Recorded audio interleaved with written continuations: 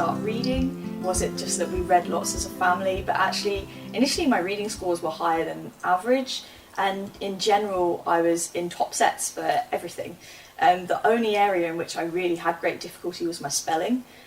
And so that was kind of one of the only things that I could realise from a really young age. But then as I got older, there were little slips. So things like when I was reading music, I found it really difficult to tell between A and C inside the stave, and also D and B, which later on I was told could actually be because I was dyslexic. And simple things like I really struggled to tell the difference between left and right. My directions are interesting at best, and I hold my knife and fork the wrong way around.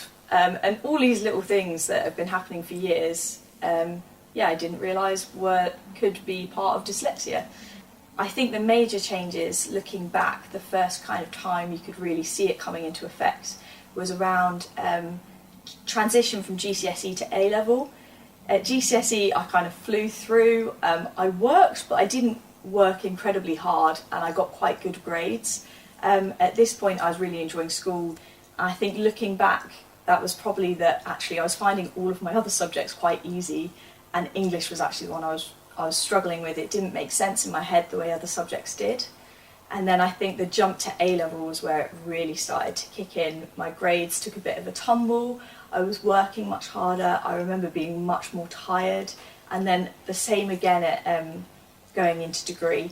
I just found that I was really slipping, and it wasn't until I got into the med course that it really started to have a negative impact to the point that I wasn't keeping up with everyone else.